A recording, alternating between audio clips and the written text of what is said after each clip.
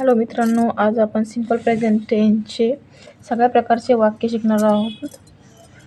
हे पॉझिटिव्ह, हे निगेटिव्ह, नंतर हे क्वेश्चनचंही आपण जे प्रश्न विचारतो त्याचंही क्वेश्चनचं पॉझिटिव्ह, निगेटिव्ह आणि WH फॅमिलीचे क्वेश्चन आणि निगेटिव्ह हे प्रकारचे सिंपल प्रेझेंट टेन्सचे हे 6 प्रकारचे वाक्य आहेत.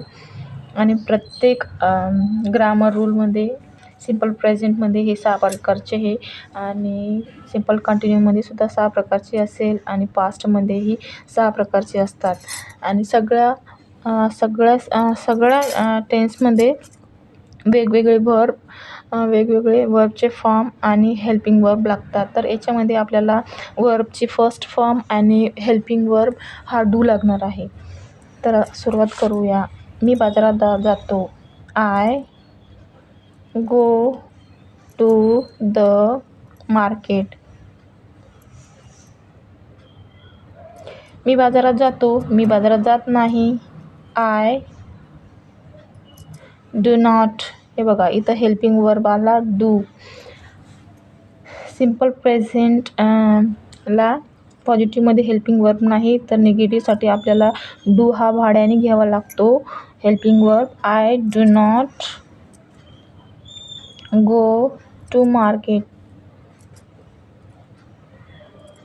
मी बाजारात जात नाही. मी बाजारात जातो का हा प्रश्न आहे.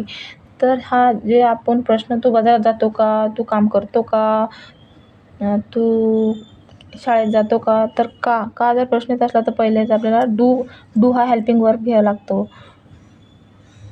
मी बाजारात जातो का, आपण कधी म्हणत नाही मी बाजारात जातो का, तू बाजारात जातो का. पण हे सगळे मीचे प्रश्न आहे म्हणून तुम्हाला समजासाठी मी आयच घेतला. मी बाजारात जातो का, do I go to the market. मी बाजारात जातो का, किंवा तुम्ही म्हणू शकता डूच्या ऐवजी, आयच्या ऐवजी तुम्ही यू झालं. मी बाजारात जातो का हे आयसाठी हे आहे आणि तू बाजारात जातो का, तर तुम्हाला इथं आयच्या जागी यू लिहावं लागेल. मी बाजारात जात नाही. मी बाजारात जात नाही का, do I not go to the market. मी बाजारात जात नाही का, किंवा तू बाजारात जात नाही का, आयच्या ऐवजी यू, तू बाजारात जात नाही का.